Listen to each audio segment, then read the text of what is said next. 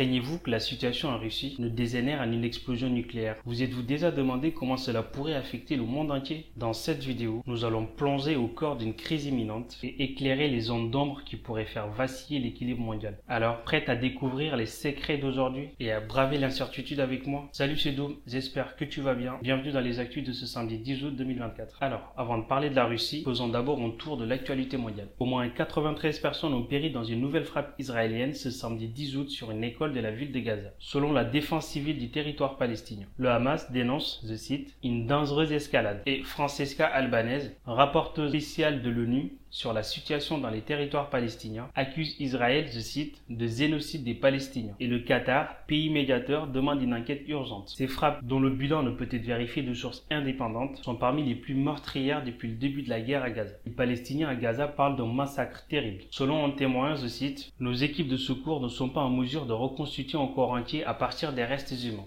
La scène est extrêmement difficile. Honnêtement, c'est un massacre. Ça nous rappelle les premiers jours de la guerre dans la bande de Gaza. L'armée israélienne affirme de son côté avoir, je cite, frappé avec précision des terroristes du Hamas qui officiaient au sein d'un centre de commandement et de contrôle du Hamas placé dans l'école Al-Tabayen. Ce centre servait, je cite, de repère aux terroristes et aux commandants du Hamas, à partir duquel diverses attaques étaient planifiées et préparées contre l'armée israélienne. Selon le communiqué, l'armée israélienne affirme encore avoir utilisé des munitions précises et avoir pris d'autres mesures pour éviter de toucher des civils. Jeudi, les trois pays médiateurs, le Qatar, les États-Unis et l'Égypte, ont appelé à la reprise le 15 août des discussions indirectes en vue d'une trêve, indiquant qu'un accord cadre était maintenant sur la table et qu'il ne manquait que les détails de son application. Israël a accepté d'envoyer le 15 août une délégation de négociateurs à l'endroit qui sera convenu pour conclure les détails de concrétisation d'un accord, a annoncé le Premier ministre Benjamin Netanyahu. L'Iran a condamné, je cite, un crime de guerre commis par l'armée israélienne. Cette attaque a, je cite, prouvé une fois de plus que le régime d'apartheid d'Israël ne respecte aucune des règles et régulations du droit international ni les principes moraux et humains, a déclaré le porte-parole du ministère iranien des Affaires étrangères, Nasser Kanani, dans un communiqué. L'Arabie Saoudite et les Émirats Arabes Unis ont aussi condamné l'attaque. Le chef de la diplomatie européenne, Joseph Borrell, s'est dit horrifié. Au moins 10 écoles ont été ciblées ces dernières semaines. Il n'y a pas de justification à ces massacres, a-t-il écrit sur X. La France a condamné avec la plus grande fermeté cette frappe israélienne. Des bâtiments scolaires sont visés de manière répétée avec un nombre de victimes civiles intolérable, s'indigne le ministère français des Affaires étrangères dans un communiqué, rappelant, je cite, que le respect du droit international humanitaire s'impose à Israël. Mais bon, on sait tous que la France et les États-Unis, à part faire des déclarations sur Twitter, ils font pas grand-chose. C'est ça la beauté de la communauté internationale. Quand il s'agit de pays pauvres, là ils s'érisent en donneur de leçons et en garant de la paix dans le monde. Par contre, quand il s'agit d'Israël, là il n'y a plus personne. Je te tiens au courant de la suite. En tout autre sujet, un crash d'avion au Brésil. Au Brésil, près de Sao Paulo, 61 personnes ont été tuées dans le crash d'un avion de ligne vendredi 9 août. L'appareil s'est écrasé sur une zone résidentielle et aucun passager n'a survécu. Un avion de ligne en chute libre dans le ciel brésilien s'est écrasé au milieu des habitations vendredi 9 août, près de Sao Paulo. Après l'incendie, il ne restait que quelques débris de carcasse. Aucun passager ni membre de l'équipage n'a survécu. 61 personnes, dont au moins un enfant de 3 ans, sont décédées. Tout ce qu'on sait pour l'instant, c'est que l'appareil a été construit en France par ATR, une filiale franco-italienne d'Airbus. La boîte noire a été retrouvée et sera analysée par les enquêteurs. Parlons maintenant d'une championne olympique. Elle s'appelle Iman Khelif. Elle a 25 ans, fait 1m78. Une boxeuse algérienne dont la féminité a été mise en doute. Elle est tellement forte que certains petits esprits l'accusent d'être un homme. Elle a été critiquée sur son physique pendant toute la compétition, car elle ne rentrait pas dans leur petite case. Tu connais la chanson. Si tu ne rentres pas dans leurs critères de beauté, ou tout simplement de comment un être humain devrait être selon eux, ils font tout pour te descendre. À ces gens-là. Mais bon bref, toutes leurs critiques n'ont pas empêché Iman Khelif de remporter la médaille d'or en finale olympique des moins de 66 kg ce vendredi à Roland-Garros à Paris. Alors j'ai qu'une chose à dire, félicitations championne. Bravo à toi. Passons au sujet qui fait la une des journaux du monde entier. Les craintes d'une catastrophe nucléaire dans la raison de course. Les combats se poursuivent en Russie. Dans la raison frontalière de course, samedi pour le 5e jour consécutif après l'incursion ukrainienne. Les actions de l'armée ukrainienne constituent une menace directe pour la centrale nucléaire de Koursk, alerte l'agence nucléaire russe. Plus de 76 000 personnes vivant dans la région ont été évacuées. Face à cette tentative sans précédent de déstabiliser la situation dans un certain nombre de régions, les autorités russes ont en outre annoncé dans la nuit de vendredi à samedi l'instauration du régime de lutte antiterroriste dans les régions de Koursk, Belgorod et Bryansk, prévoyant notamment, je cite, des restrictions de circulation pour les véhicules et les piétons sur les rues et les routes, et des restrictions d'utilisation des moyens de communication. Au moins 3000 civils ont été évacués des zones frontalières russes et des trains supplémentaires vers la capitale Moscou ont été mis en place pour les personnes cherchant à fuir. Selon les autorités russes, il y a eu 5 morts et 55 blessés parmi les civils. Plusieurs médias russes ont diffusé une vidéo non vérifiée dans laquelle des hommes présentant comme des habitants de Soudja appellent à l'aide le président Vladimir Poutine. La progression et les effectifs des forces ukrainiennes qui participent à l'incursion ne sont pas connus, les dirigeants ukrainiens s'abstenant pour l'instant de tout commentaire. Pour finir ces actus du jour, comme tous les soirs, on fait un tour aux JO de Paris. Voici le tableau des médailles de ce jour. Le podium est occupé par la Chine, les États-Unis et l'Australie. L'événement de ce soir, c'est en basket. La France affronte en finale les États-Unis. Pour grimper sur le toit de l'Olympe, les basketteurs français vont devoir faire plier ce samedi à 21h30 la montagne que constitue l'équipe des États-Unis. 4 fois champion olympique en titre. Voilà, c'est tout pour les actus du jour. Si tu as des questions, pose-les-moi en commentaire, j'y répondrai avec plaisir. D'ici là, tu commences à connaître la chanson. Garde l'esprit libre et ouvert. Et moi, je te dis à demain pour de nouvelles actus. Salut!